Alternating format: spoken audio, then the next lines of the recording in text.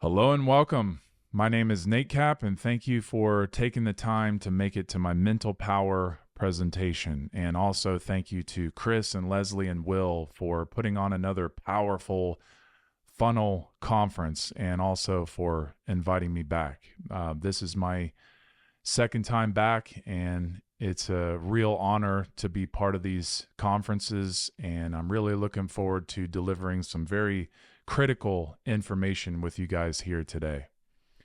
So please just keep in mind that this whole presentation is in a very short, condensed form, okay? It's a very short explanation of something that's so much bigger. So as you see here in this photo of the iceberg, the little tip of the iceberg is equivalent to what my whole presentation is going to cover, versus the rest of the topic, the rest of the iceberg that most people don't see.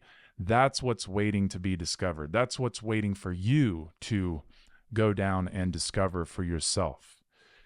So this is a refinement process, all right? There really isn't anything new that's going to be uncovered in this presentation here today. It might be new to your experience, but it's about becoming conscious of what already is. Okay, you already have all the information within you. You just need the right knowledge to unlock that information. Okay, and that is the understanding, to become aware, to become conscious.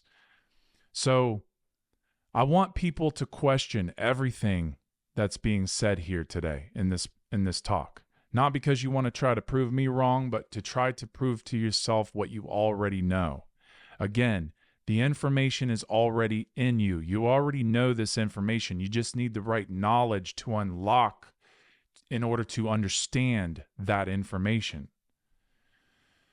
So the goal of this presentation explores the profound connection between mental power and the forces that shape our reality, both seen and unseen. So it's dealing with the occult.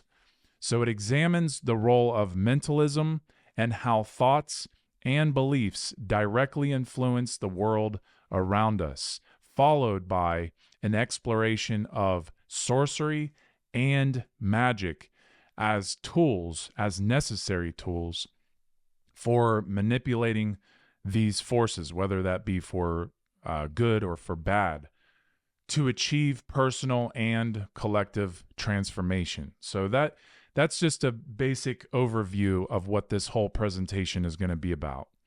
Now, the main topics for this talk that are on the table are mental power, mentalism, sorcery and magic, government. I'm going to break down government and go a lot further into the etymology, which is going to really help us find the deeper connections that are going to be revealed more in the second half of the presentation. I'm going to talk about the Rota, which is tied in with the Wheel of Fortune, the tarot card. And I'm going to talk about the Great Wheel, the Sacred Garden, the hijacked plantation. And then I'm going to talk about your mental power as a solution at the end of the presentation. Okay? So I'm just going to jump right into the title for this talk and break down the derivation of the words that I'm using. So the word mental comes from the Latin mens, which is the genitive mentis. And I really want people to pay attention to these words, mens and mentis, as I go through the rest of this information. So the word mens in Latin means mind. It means intellect or thought. Okay, so very simple. Now, the word power comes from the Old French power, derived from the Latin potere, meaning to be able or to have the capacity. This links to potis, meaning able or capable, and the related verb pose, meaning to be able, which ultimately comes from the Proto-Indo-European root poti, meaning Lord or Master. So think about how Lord or Master are associated with this word power. Okay, so think about the word master. What does it mean? What does a master represent? A master represents one who has perfected their craft, right? Someone who is ultimate at what they do. And so that's one way to understand how master or lord is associated with power, all right? So at its core, the term power has always been tied to the concept of capability, control, and authority. And those last two words, control and authority, these are the words that most people of the world typically associate with power, because most people have the social Darwinistic worldview of man being the ruler.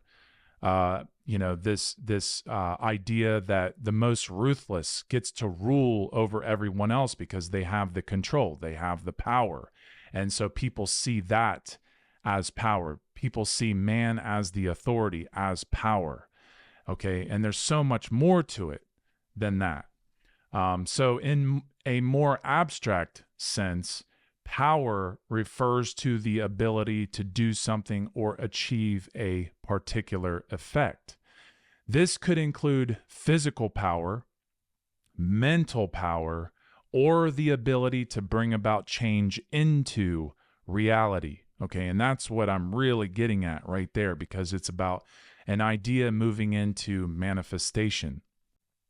Now, the working definition of mental power is the ability of the mind to control thoughts, emotions, and actions with focus and intent to achieve goals and influence outcomes. It requires discipline and the ability to make decisions, this is about free will choice, and solve problems more effectively, okay?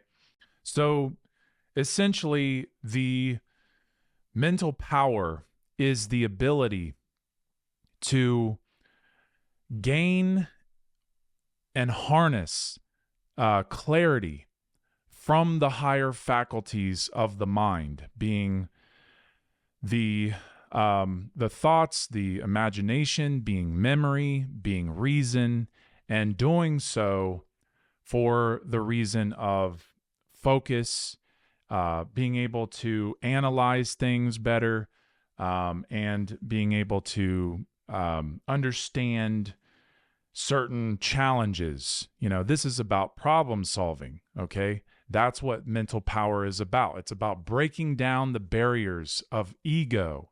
It's about rising out of the mire of ignorance and laziness.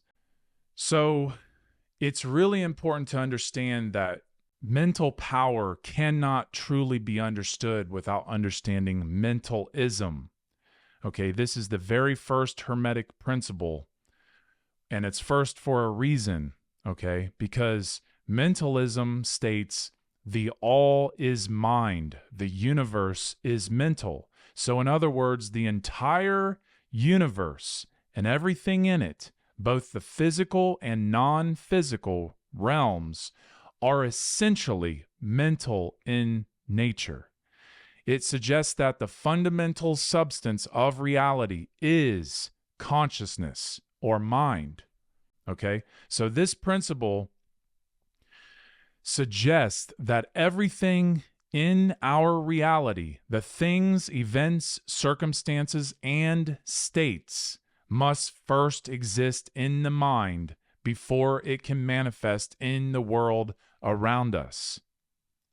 So simply put, what happens in the mind, the plane of causality, okay, where everything begins, what happens in the mind creates what happens in the physical world, which is the plane of effects, where the idea manifests, okay? So just think about the wheel, or think about an axe, all right? Where did an axe begin and how did it become what it is? I would just say that there is definitely, proof of how the axe evolved, but I would just say from the beginning, man discovered a stone that had a sharp edge that he could hold, and realized that the stone having the sharp edge could make incisions or cut or shape into another stone or a stick or another piece of wood.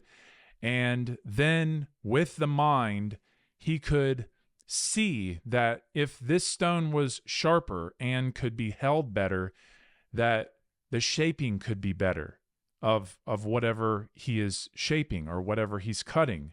And therefore, man started to polish the stone to make it sharper and to shape it better to hold. And then over time, man needed better leverage and more control over the cuts. So then the stone was hafted onto a stick, onto a very thick, a foot-long stick. So man could have more leverage and more control over the cut, over shaping. So that's the development from the idea to the manifested result of the axe. Okay? So it's a very powerful way to understand reality and how things come to be. So mentalism can't be understood without understanding the will. So the will in mentalism, the will is the mechanism through which mentalism operates. It is the central force that directs thought, emotion, and action. So it's basically the mover of the thought to the emotion, and then the thought and the emotion are directing towards the action. So the will is the intent. It's the intentional force that shapes reality, like the axe. Okay? So now the mind is the source of power, mental power. But the will is the system, it's the tool that turns that power into action, into manifestation. And the two forces that use the will to bring about the desired outcome are sorcery and magic. So sorcery is it's using the lowercase w, will, which is used for personal gain, which is about doing my work rather than the great work, doing what I want to do for me, doing what I want to do because this is what I want to see done in the world, regardless of whether anybody else is negatively affected or not. So sorcery is the science and art of influencing change to occur in accordance with the ego-driven will, which is why it is the lowercase w will. So the true purpose of sorcery lies in its dual nature of consciousness. So this is about living dualistically, which is the capacity to manipulate discord and opposition within another individual, driven by ego and the pursuit of control. And this is about keeping people in dualism because most people are unconscious of what's really going on in the world, and definitely unconscious of what's going on internally, because most people don't do any real internal work, and sorcerers are conscious enough to understand that they can control those who are not conscious and keep them in a internal divide. And as long as they can keep them in an internal divide or an internal war within themselves, they can wreak havoc with discord, which is disharmony, which is, disorientation, to keep people disoriented within themselves so they don't have an understanding of what's really going on because they're confused. They don't have any real understanding of how they actually operate. And so the sorcerer is living in fear, and they're projecting that dualistic consciousness of fear into others to keep them in fear and to keep them not only in fear within themselves, but to keep them in fear of other people, their brothers and sisters, even their family members. Okay? And so sorcery is about keeping people divided and, directing that energy of fear, that opposition into other people for control. Now, magic, on the other hand, is about understanding that the will is used for evolution. That's what real magic is. So, magic with the letter K is about understanding that this is dealing with magic of knowledge, which is the pursuit of truth. That's why the K is added to magic in this form. This isn't dealing with the magic of, pulling a bunny out of a hat on the street. This is about doing magic because there is a divine connection. There is a divine calling. There is a yearning to connect with nature and do what is correct. And the letter K is also the 11th letter of the alphabet. And I associate that with two pillars, which is, magic is about doing the work between dark and light, or the sacred feminine energy and the sacred masculine energy, in order to synthesize in the middle, which is what, bringing about union is about. This is about unity. This is about equilibrium. It's balance. So the true purpose, I'm getting ahead of myself. The science and art of influencing change to occur in accordance with the will. That's magic. So the true purpose of magic is triune in consciousness, which is the ability to think, feel, and act in alignment with the will, the unifying the self internally and then influencing others. Okay, so magic is all about doing the great work all the way through. Doing it internally first and then helping others, because this is when someone knows that the right thing to do is to help others raise, from their base level of consciousness into higher forms of consciousness, which is about unifying. Now, I want to make it very clear that, magic and sorcery there should be a synthesis of how you learn both of these. It's important to learn both of them, but to understand magic truly is about evolving from sorcery, because sorcery is about ego. It's about materialism. It's about control. And we have to graduate out of control. We have to learn to work with each other. That's magic. Okay, that's even, you could even say that's a miracle. If we could just learn how to work with each other without controlling each other. So a practitioner's mental focus, intention, and beliefs influence both the internal and external world. So sorcery is a consuming power over others, okay, to consume other people's power in order to maintain control over them.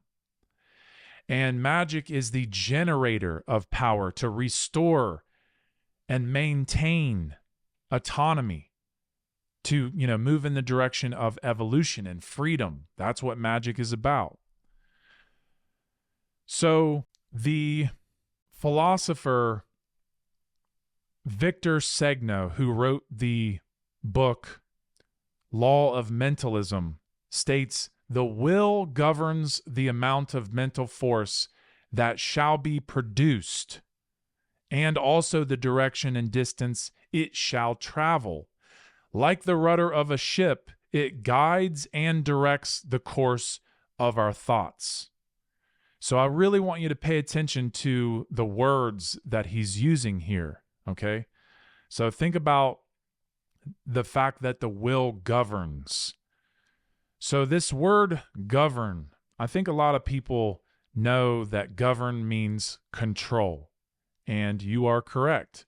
Govern comes from the Latin verb gubernare, which means to control, okay? Now, where a lot of people don't agree is that the noun forming suffix ment means mind, okay? So it does mean mind, because when you understand this suffix as a compound word that can join other words in order to state a condition of or state of, because ment comes from the Latin noun mentis or mens. Where did we hear that earlier? I don't know, from the word mental, which is the condition of or state of, which means mind.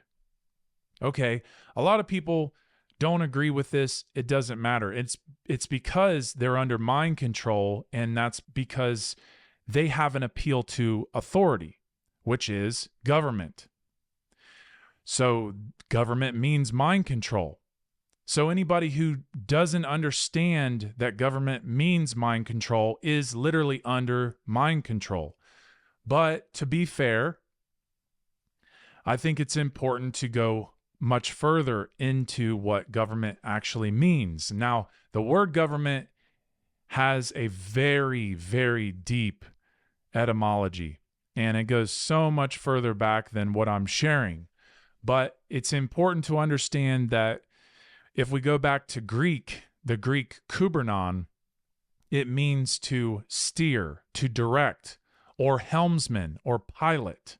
Okay, so a helmsman or a pilot is one who steers, one who directs. Well, what do they direct? What do they steer? So this becomes the Latin gubernator, and gubernator is a steersman or pilot with the root gubern, meaning rudder or helm. Well, what's a rudder or what's a helm? A helm, if you look at this ancient Roman relief, this statue that's carved into the wall, this is a Roman pilot, a Roman helmsman who is steering a ship with a rudder. And the rudder is the part that's in the water that is directing the way that the ship goes, the direction that it's going. Okay? So this is about understanding Plato's ship of state metaphor from his book, The Republic. Okay, and this is well over 2,000 years ago. And this is a metaphor of what government is. And so the words that we're using for government come from this metaphor. And it's important to understand what that really means, because it's about mind. You know, think about, okay, we're going to look at the other etymology, which is government comes from the Latin gubernare, and this is a more defined version of gubernare, which means to control the direction of a ship, to steer, from the root guber, meaning rudder. Okay, so what ship is being steered in government? You know, what literal ship? And, you know, people do mental gymnastics around this. They're not thinking about it metaphorically or allegorically. So it's about understanding that the mind is directed by the helm. Okay? This is about understanding the will. Okay? To control the direction. Okay? And this direction in the law of man, man being the sorcerer who is controlling others, is using methods to control people in a system of control, which is, you can think of it like the political system. Well, if you are the one in control, you can direct with the rudder in the mind of whether people go more to the left wing or the right wing. Okay? Because if you understand the mind, you can direct them any direction you want. You're the helmsman. You're at the helm with the rudder, directing it wherever you want it to go, directing the minds, directing the people wherever you want them to go. That's control. That's mind control. Okay? So that's external control as well. Now, the goal is to have internal control, internal government, not external government. Okay? So this word control is very, very powerful and very important to understand, because control comes from the Latin contra, meaning against, and rotalis, meaning a roll or a scroll. So control comes from rotary, which comes from the Latin word rota, meaning wheel. So rota means rotation, to rotate, and it's the rotation of the wheel. Well, what is it? What does that really mean? So I'm bringing in this tarot card to help us deal with this, to help us understand this a lot further, because in the Wheel of Fortune card, you have the acronym, the directional word Rota on the wheel. Okay? And this is a very powerful card of divination. If anybody studies tarot, they know how powerful this card is, how much you can draw from this one particular card. So Rota is on the bottom of the wheel, the left of the wheel, the top, the north, and then the right. So you have this, south to east to north to west, okay? The rotation. And the control of sorcery is an external control, and the control of magic is an internal control. So what steers the wheel? What controls the wheel? So we have to understand these two forces that are controlling this wheel within us, okay? And so the methods of sorcery, there's many, many methods, okay? But I really honed in on these particular methods because I think these really are so important to extrapolate on. And, just because of time, I don't have time to really get into all of them. But these are some of the most important methods of sorcery that I feel need to be looked at and addressed. So the first one is the alteration of the perception of time, which is the obfuscation of the experience of time. And in people, they're confused because of the obfuscation of time. People are very confused internally, and therefore they're easier to be manipulated. They're easier to be fed a perception of time, because if time seems like it's going by fast, it's because the entertainment industry is doing a really good job when they need to, okay? And then we have to understand that if time is going by really slow, or seems to be going by really slow, it's mostly because the news is projecting all this horrific information into people's minds at all times, keeping them in a state of hopelessness where they want time to speed up. And when anybody wants time to speed up, their perception of time feels like it's going by really slow. Okay, so keeping people in this hopeless, slow, perception. And, this is why people are very, very, they want more, they want someone to do something about it. That's why they want the government to step in and do something, because they don't want to go through these horrific things anymore. They don't want to see these things. And so that's what creates more of an outcry for more safety measures and more control, ultimately.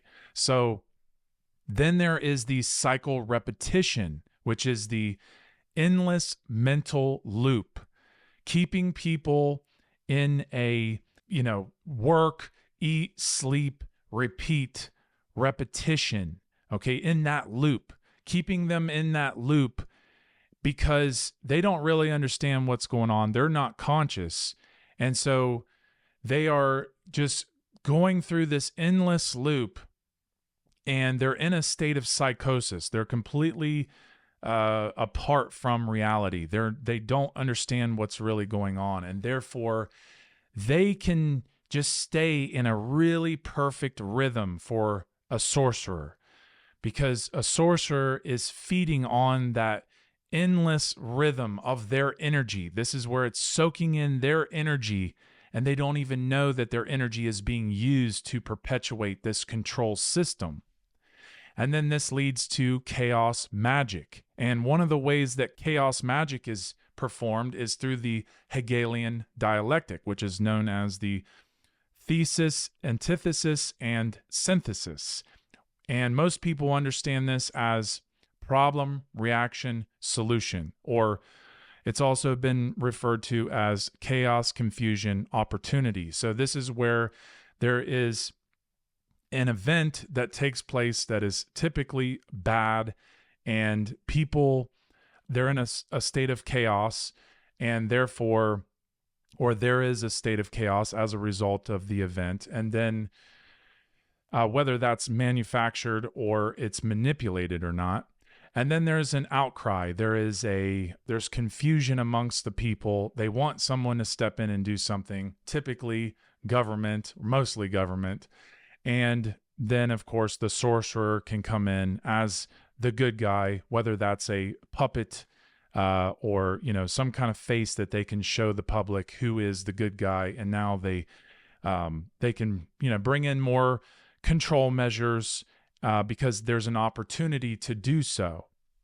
And then there's the manipulation of fate and free will, which is giving people the false choice to, vote for their next master or the next president, and thinking that that will make a better change in the world, when really government is always the winner in that case.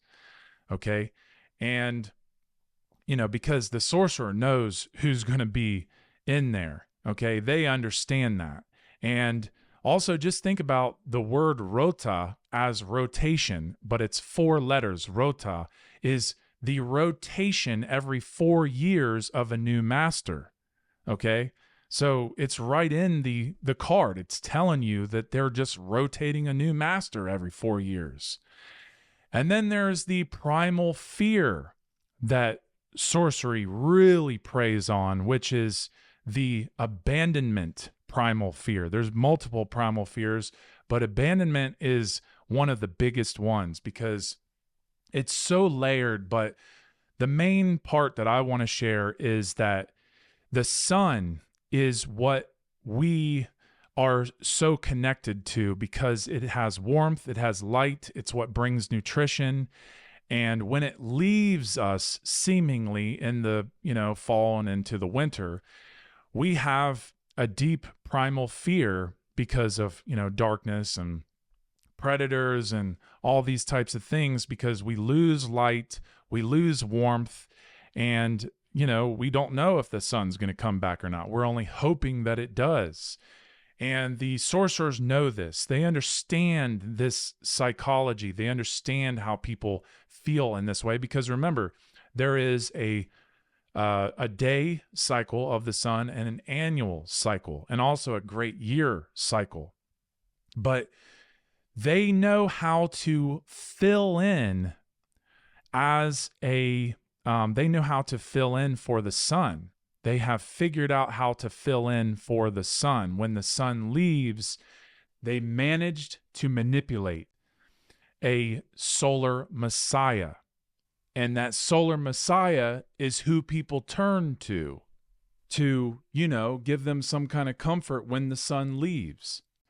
And the sorcerers have also created world leaders, presidents, who are proxies for the sun when it leaves to, give us some kind of safety or comfort when the sun leaves. And then that extrapolates down to the rest of government, which is, giving us this idea that we're all good because we got warmth, we got safety measures, we got control during the winter to, keep the roads good and all this types of, mind control that they do to keep us under this solar control system, okay? And it's a very dark part of the solar control system, and it keeps getting darker and darker. So we have to really pay attention to that particular primal fear. Now, with Magick, there's the chronomancy, and chronomancy is the symbolism of time. So you have chronos, which is time, and mancy, meaning divination. So it's a divination of time. This is all about the magic of alignment. Okay, this is the art of aligning to the cycles, like the moon, like the sun, like the planets and the stars, and even, here within ourselves.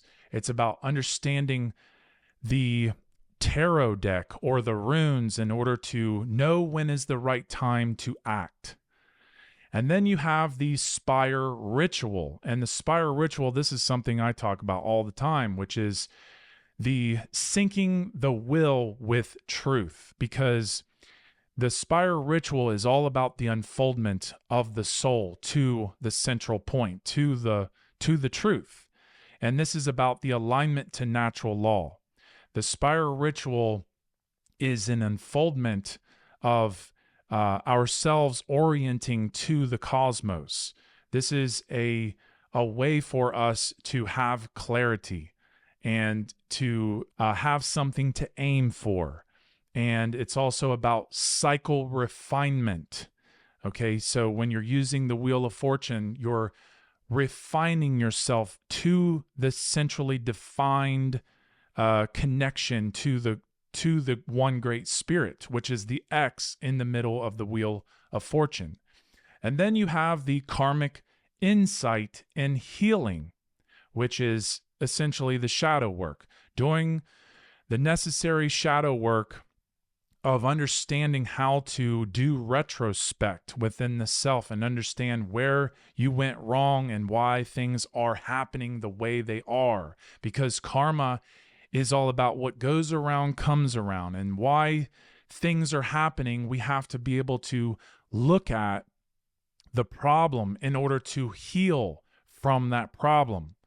And then there's the cycle of knowledge and time, which is about preserving for progeny and posterity. And that's about passing down information, passing down knowledge and wisdom to future generations through cycles to keep this wheel moving through time, so that way people have a fighting chance to evolve, to move on and sharpen themselves to become their better version. And also there is the orienting to cycles, which is aligning the will to the cosmos. And this is what I talked about with aligning the self to the hemispheres of the earth, the brain hemispheres to the earth hemispheres, in alignment with the rising sun to orient the self, and then to understand alchemically going from the southern hemisphere, the dark, to the light being the northern hemisphere, in order to raise up out of darkness, out of ignorance, and understand your responsibility to reconnect in nature by orienting the self to the cosmos, to the sun, to the moon, to the stars. Okay? So love is the driver. Okay, this is agape love, the highest form of love. This is the real driver of magic, and fear is the driver of sorcery. Now, again, you have to learn to synthesize between the two, okay? Because if you don't understand sorcery, then magic is very lopsided. You're really not going to get anywhere with magic. It might as well just be magic without the K. But to be a sorcerer, you do have to understand magic, because it's all magic. All of this is magic, but it's lowercase w will magic for sorcery, because it's dualistic. It's keeping ourselves apart and divided and not united. And that's what I'm trying to do, is unite us.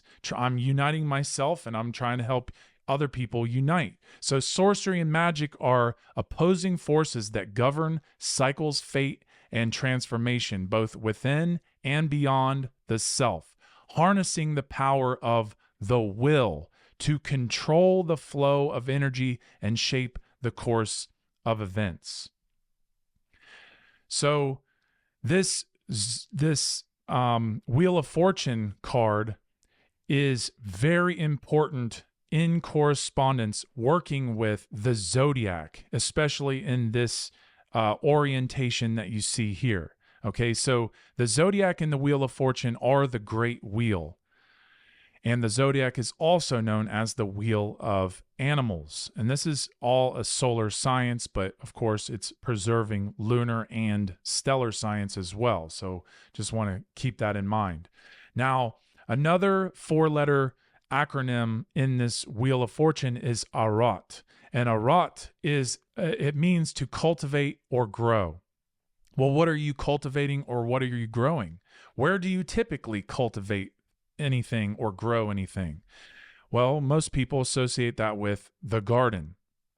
And this symbol that you see over here on the right, with the circle with the top half being light and the bottom half being dark, this is the symbol of mind, because the circle is infinite, and that is the boundary conditions of the mind. And the top part is the light, which is all about corresponding to the earth, the terrestrial corresponding to the celestial, because it's about understanding the elements of our world and how that corresponds to mind. Okay, so earth, water, earth, dark, and night are associated with the sacred feminine at the bottom. And then the top half is associated with the sacred masculine, being day, light, fire, and air.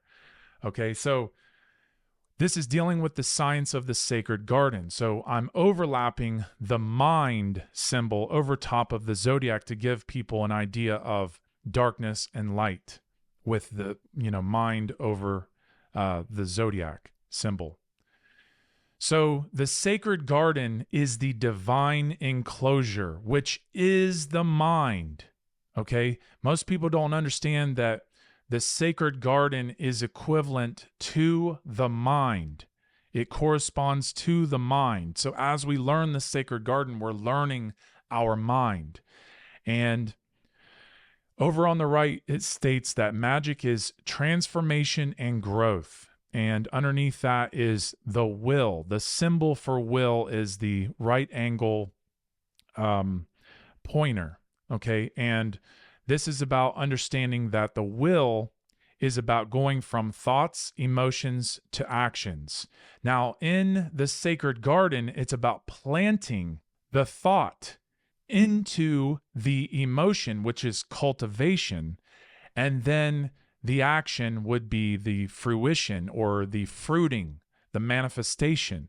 Okay, so understanding all the aspects of the bottom of the womb, so to speak, in the dark, earth, soil, roots, water, germination. This is all part of the internal garden. Okay, so learning the jargon of the garden helps us understand the mental garden, the sacred garden. Okay, so The internal plantation is really what you're looking at. And internal means within or inside, and plantation means to plant. So to plant within, okay, within the sacred garden. So this is the process of implanting or cultivating ideas, beliefs, or knowledge within the mind. Information or thoughts can be planted inside a person's psyche or consciousness and take root over time. So it's about cultivation of thoughts, emotions, and actions. And you are the guardian of your garden. And I really just quickly want to show you how this also works with karma, because I think most people understand the saying, reaping what you sow, to reap what you sow. Well, what does that mean symbolically? So karma being the right angle pointer, symbolized by the right angle pointer, is about behaviors to intelligent measurement to the consequence, right? So it's about sowing the behaviors and then intelligently measuring through the process of karma and then reaping, gaining the consequence of the behavior, whether that's good or bad. And obviously most people associate bad behavior with consequence. So but there is good karma and bad karma, right? So karma means to act. It is the whole action. It's the whole process. So the whole circle that you see here is the wheel, okay? It is the circle. It's infinite. And that means it is boundary conditions, which equals natural law, the laws of nature. Okay, so the will and karma are intricately connected because the will is the driving force behind the actions that create karma. So our sacred garden, all of us, most of us in the world, has been hijacked for a very long time. Okay, and it's not just because of sorcerers either. Okay.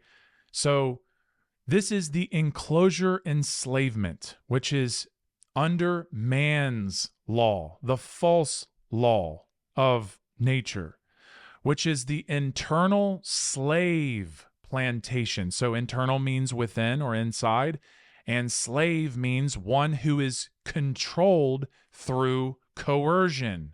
And plantation means to plant. So to plant and cultivate fear within one's mind through the threat of violence if they don't do what they're told to do, if they don't obey, okay? Because they're in fear. So the process of implanting or cultivating ideas and beliefs in another's mind through fear.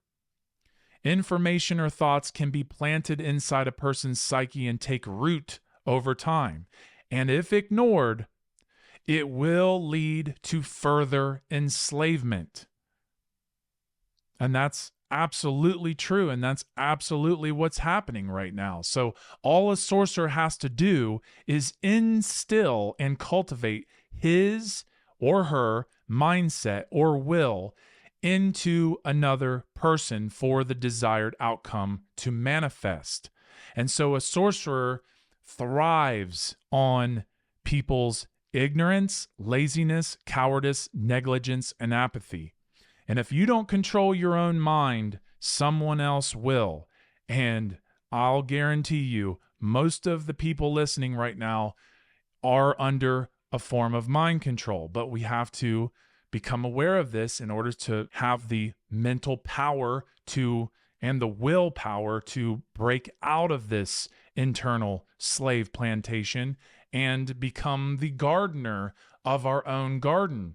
You know, don't allow someone else to hijack our garden and become the gardener within, okay? You are the true gardener. Now, the ark is about steering the ship, which is, the ark is the mind, okay? The ark symbolizes a sacred vessel that carries and protects something precious, whether it's divine teachings, life itself, or the soul itself. As a vessel, the ark can symbolize the soul or the spiritual journey as it holds what is most important and moves through time of trial, challenges, and purification.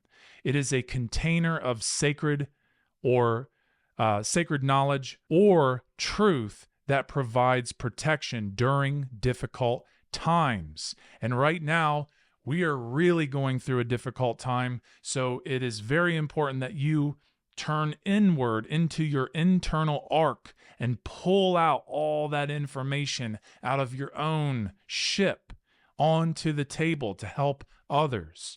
Okay, become aware of your internal ark. Okay, so, and symbolism is how we can, help ourselves do this. So it's about taking back your control, steering your wheel, controlling your mind. And I'm going to leave you with this.